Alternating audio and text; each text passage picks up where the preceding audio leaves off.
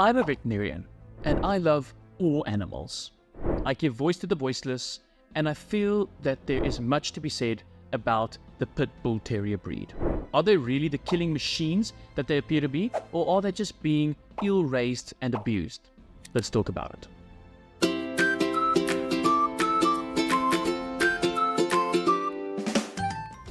Hello everyone, and welcome to Zoomies. Today we're diving into one of the most controversial topics in the dog world: pit bulls. Are they misunderstood? What's the real issue with pit bulls? And more importantly, what can we do about it? Pit bulls. Just saying the name can spark heated debates and strong emotions. To some, they're loyal, loving companions, while to others they're dangerous and unpredictable and have even been banned in some places, even in some countries. But here's the thing. A lot of what people think they know about pit bulls isn't actually true. So let's take a closer look at the breed. Let's look at the myths surrounding them and why this is a problem, and not just for the dogs, but for us as humans too. Let's start with some history. The American Pit Bull Terrier has been around for over 150 years. Originally, it was bred in England, Ireland, and Scotland during the approximately 19th century, when they were designed to be the ultimate gladiators: strong, agile, and tenacious. These dogs were a mix of bulldogs and terriers, combining the best of both worlds, with the strength and the resilience of a bulldog, with the grit and the courage of a terrier. But here's the thing, they weren't just fighters, family dogs, farm dogs, and also military mascots. So how did they go from being beloved family members to one of the most misunderstood and dangerous dog breeds in the world? It doesn't take much effort to go out there and find news reports, posts, or even survivors of pit bull attacks. People, even children, have actually lost their lives by this breed.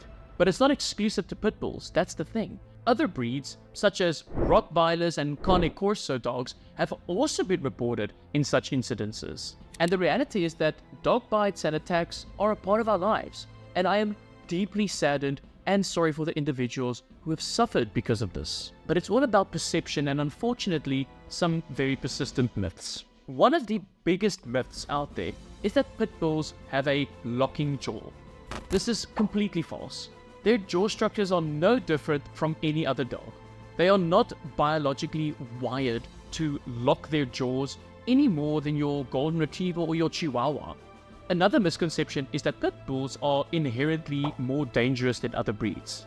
Studies have shown that behavior isn't exclusively determined by breed. It's more determined by factors like training, socialization, and their environment. In fact, a study by the American Temperament Test Society found that pit bulls have an 86.4% passing rate. That's higher than chihuahuas, dachshunds, and even golden retrievers in the same study. So this isn't disregarding the what I call potential for danger or damage. Unlike chihuahuas, the potential damage that pit bulls can cause is far greater and severe. But the real issue isn't the dogs themselves, it's the label. The term pit bull doesn't even refer to a specific breed. It's a catch-all term for dogs that might be American Pit Bull Terriers, American Staffordshire Terriers, Staffordshire Bull Terriers, and even a mix of these breeds. And it's because of this that pit bulls can look very different from one another. Some are big, muscular, while others are small and slender. It is a highly subjective label that is based purely on looks. And this label has had devastating consequences. Breed-specific legislations, or BSLs, is a prime example. These laws ban or restrict certain breeds, mostly pit bulls, based on the belief that they're inherently dangerous. But BSL doesn't work. It punishes responsible pet owners and doesn't address the real issue: irresponsible ownership and lack of training. Now, let's talk about the impact of these myths and misconceptions on the dogs themselves. Pit bulls are disproportionately represented in shelters and are the most euthanized breed in the United States of America. They are also less likely to be adopted, not because of who they are as individuals, but because of the stigma. They're seen as unadoptable, potentially dangerous, or just too much of a liability. And this perception leads to thousands of dogs losing their lives every year. But part of the problem is a combination of media sensationalism, misinformation, and a lack of understanding. Every time there's a dog attack and it's labeled as a pit bull attack, the fear of the stigma grows. But studies have shown that dog bite statistics are unreliable because they rely on visual breed identifications, which is often wrong. In other words, a dog is labeled as a pit bull, but might not even be one. Another major issue is housing discrimination. Many rental properties and housing associations have breed restrictions that specifically target pit bulls. Even if a friendly one wants to be adopted, they often can't because their landlord won't allow it.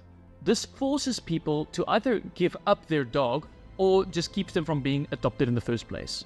Organizations like My Pit Bull is Family are working to change this by promoting pet-inclusive housing, but we've got a pretty long way to go. I think a lot of it also has to do with some types of people that tend to own Pit Bull Terrier dogs. Pick up any movie that portrays gangsters and thugs, and you'll most likely see them owning or handling an aggressive pitty. So it's not just about the dogs, it's the discrimination that extends to the people too. The stigma around pit bulls is often tied to racist and classist ideas about the people who own them.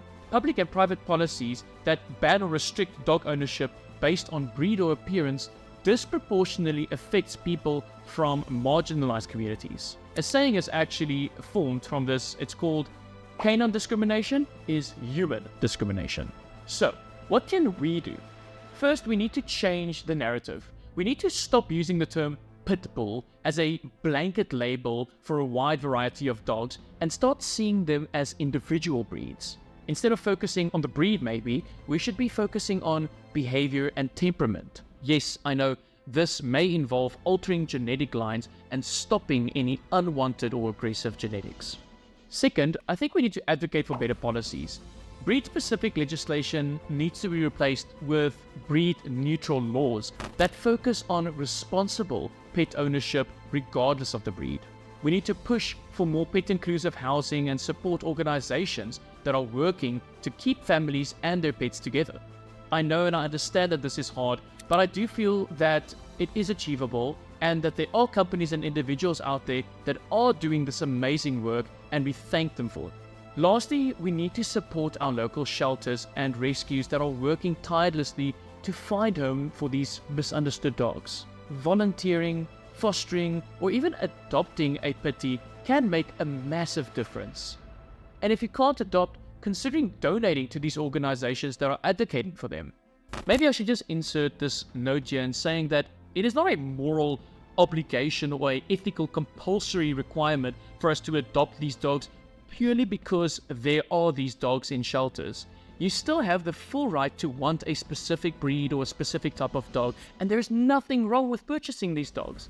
All I'm saying is if you aren't really particular or in search of a specific breed, perhaps just visit your local shelter before jumping to a final decision.